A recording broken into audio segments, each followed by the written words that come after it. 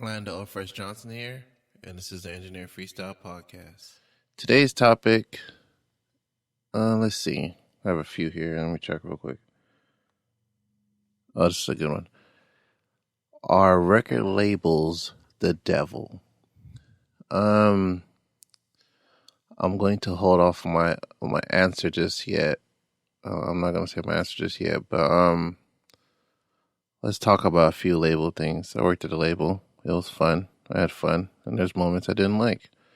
I think that's every job, but I know most people say that labels can be considered devils because of the deals people sign, and there's definitely something about that. So we're in the 2000s. What I said, it's 2020. You know, people had got bad deals back in the day, and people are still getting bad deals. Now, like it's still a current thing, and I don't know if the label is all to blame for that. I really don't know. Like this, let me put that into some kind of context with what I have going on. So, of course, I'm an audio engineer, and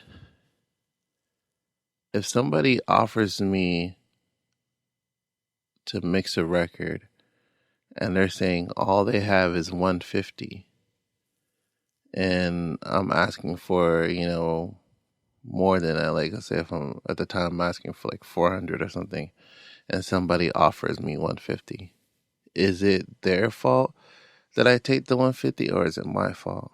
And I think it's my fault.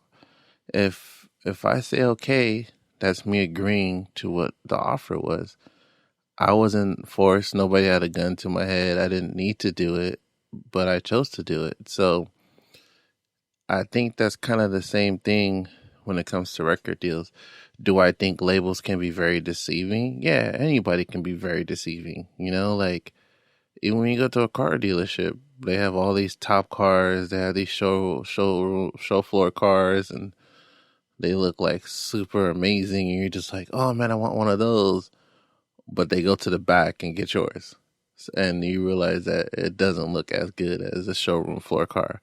So that stuff happens, countless, numerous amount of times. There you go. Just use that word, numerous amount of times. And you got to be very important when you got to be very, very like on point, and just like paying attention to what you're signing, paying attention to who you're talking to, because sometimes you could be at a label having a meeting with an intern or an assistant that's just trying to get themselves known. And, just think about chain of command. If the assistant can't sign a deal, but the A&R they work for can sign a deal, if that A&R knows nothing about you, why would they want to go in business with you? Because you have to remember, this is a business. What do you have for them that they could be like, dang, you know what? I want to work with this guy. You have to put that in account. Like, this is a business, and you got to understand, if you don't have anything to actually make your business work, and they're coming in to actually help your business work, they're going to want majority of the money. There's one thing with being the guy that came up with the idea, but if somebody bought the warehouse, somebody bought the material to make whatever you're trying to make, they go on and open up a store. You know what I'm saying? Like, they keep doing all these things to make your business work. Who do you think deserves the majority of that pie? Because I'm gonna say, like, on some just a common sense, logical type of thing. Like, if I'm doing 80% of the work, I'm gonna want 80% of whatever is coming out of it. I understand that you're the talent, but if I'm finding you songwriters, I'm finding you producers, I'm finding you engineers, I'm finding you studios, I'm getting you studio time. Your manager is my friend, or maybe I'm even, your manager, and I'm the A&R that signed you to the record label. It's all different situations. Like, I don't know the full detailed story to people's situations, but you just have to really look at it as a very logical situation. Like, You're coming into a label, you have no big record. So, aka, you have no product to sell. Like, that's really what it is. No, not even having a big record, not even having a decent project. You know, look at Baby Keem. Like, Baby Keem, his project is, people are talking about it. It's buzzing. His songs are buzzing. So, getting a Rock Nation deal, I'm pretty sure, wasn't, that difficult of a thing. I don't really know the whole situation to that, but that's just like a situation to where it kind of makes sense. If this artist is dope and has songs that are doing well, has a project that's doing well, it'll make sense that a Rock Nation would want to sign them, stuff like that. But there's other artists. Somebody actually brought up Lil Uzi Vert the other day. I was in the studio talking to them, and it's just like Lil Uzi Vert at the time, no disrespect to him, at the time was a nobody signing to nobodies when it comes to like record label type things. Like DJ Drama and DJ Cannon are very well renowned known DJs. Like they've been doing the mixtape thing, like they are the culture. But at the same time, like they're looking to get, their thing going as a label. They're looking to find a big artist. And they're taking gambles on a bunch of artists that could probably be big, but they don't know how, there's no telling how big the artist would be. But I can honestly say that I don't want to say that they lucked up, but in the sense of business, like they lucked up with Lil Uzi Vert. Lil Uzi Vert became a megastar and still is, rising to even be a bigger star than a megastar. Like he's probably going to be known, for decades, because just the fact that he's just come so different and his fans are so loyal and he's just been making like crazy hit songs. So, at that time, they can't foresee that future. So, are they assholes for giving him a shitty deal? They probably didn't even know what kind of deal they were giving him. They probably didn't even know the full extent, to the situation. And I'm not trying to make, everybody look like the good guy, but I'm trying to, play devil's advocate and really show you that sometimes a fucked up situation can come from, people just not knowing what's going on. And that's why it's important for you to do your homework, to do your due diligence and understand what you're signing. Like if you get a contract, get somebody to actually read, somebody that's qualified that can read it, to read it for you. I've only signed one contract, and I was back in 2018, and I believe it was for Tyler the Creator. We shot a video for one of his end credits on a show. I think it's called Jellies, and I sent it out to two different people.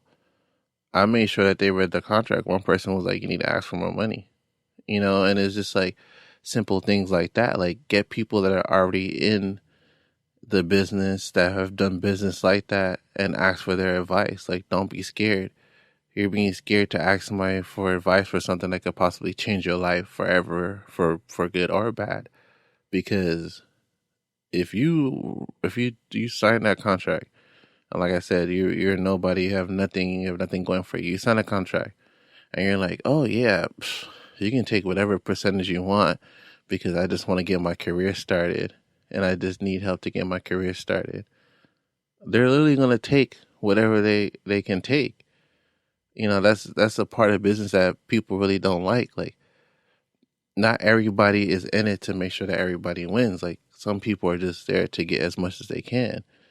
And, you can't, I wouldn't really get mad at them because that's just how some people operate. I don't operate like that. I'm always trying to find a win-win. But, everybody's not like me, and I've grown to learn that as I've been, maneuvering through the industry. But yeah, like, you can't get mad at somebody to take as much as they want when you tell them to take as much as you want. Like, that's basically what you're doing. If you're not educating yourself and really taking the time to learn what you're doing or understand what you're doing, you're basically telling somebody, yo, take everything, like, take whatever you can from me. Because they're going to feed off of that. This is a dog-eat-dog world. They're going to feed off of the fact that, oh, he doesn't know anything. He just wants to be an artist. He just wants to be famous. Cool. We're going to handle all the money stuff, and we're going to keep majority of the money. And that's just how some people's minds work. So, like I said, I sent the contract out to two different people. I got great information, you know, it was revised, and I got more money. So never fall into pressure. I know some people are in effed up situations.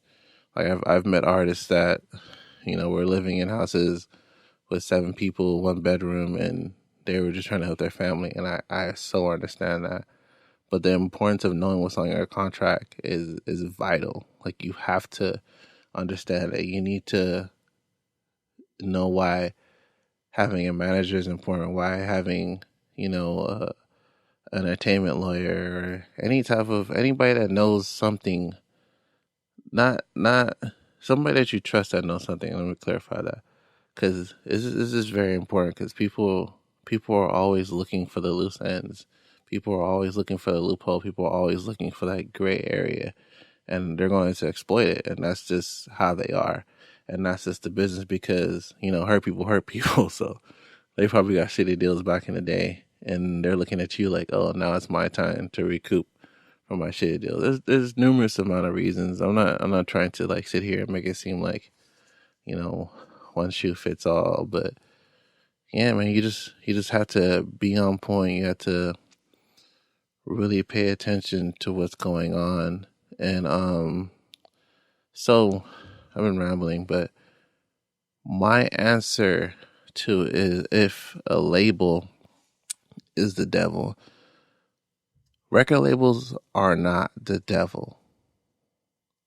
Now, there's individual people that are devils that happen to work for the record label. And I think it's important to understand that. I've seen A&Rs do great deals. I've seen A&Rs help songwriters and producers change their lives. I've seen A&Rs get hit song and share the success with the whole team. So don't try to make that one situation you have with that one person dictate how a whole label is. You know, like just because that one A&R tried to cheat you, or, you know, didn't want to credit you, or, you know, robbed you on your publishing, like that's not the whole label. Like that's one person that did that. Now is the label gonna help that person and protect them? Most likely, because that's their people's, you know, like that's the person that's on their team. Half of the time is not to compare it to police officers, but, you know, it's to them it's a serious code of honor. Like you don't want to look stupid. You don't want your label to fold. So, you know, it's better off to do damage control and kind of like rock with that person, but, you know, at the same time not really rock with them. It's no different than you working at a job and, you know, your employee takes 10 more minutes on a lunch break and you're just like, oh no, he was here, he's in the bathroom, you know, like that's kind of how they see it. It's a different level, but sometimes it's that simple for them. And so I would say don't consider labels the devil, because there are some people on labels that will help you change your life and want to see you change your life. But at the same time, there are some evil ass people out there. And that's what I, you know, equate that to. Like I don't consider a label a devil, because, you know, look, a label changed my life. Like if I'd be a fool to say that, you know, oh, my life would be the same if I didn't work at Atlantic or APG, like, or Warner. Like, no, my life would not be the same. I would not know the same people. Would it be possible to get to the same point? Yes, but that could have probably took 2 more years, 3 more years of my life, and, you know, I wasn't with that. So I definitely felt that the label helped me in my career. So I can only imagine a songwriter that's trying to sign to a publishing, or a producer trying to sign to a publishing, or, you know, an artist just, you know, trying to do their thing.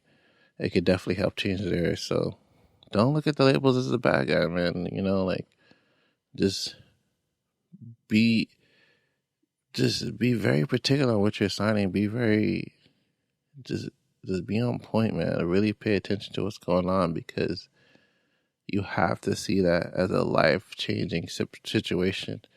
You cannot play it as, oh, this is just another thing happening. No, like it is a life-changing situation. So treat it as that. Don't half-ass it. Don't be like, oh, whatever is 10,000, 25,000, like I'm for it, or a $250,000, I'm for it. Like, no, really know what you're signing. Really know what it entails. Like, what are you getting on the back end, or is that money part of your video budget? Is it part of your clothes budget? Like, if they take you out to dinner, are they gonna make you pay for everything? There's different things. There's so much stuff. I'm probably not the person to really ask detailed questions on this, but I'm kind of just giving you the surface to how I see it. And, I really think a label can be a good thing if you have good things going for yourself. And I think that's what I'm going to leave that on. So, appreciate you listening. If you're on YouTube, like and subscribe. If you're on any other platform, like it. And, please follow and keep listening, man. Appreciate you. Peace.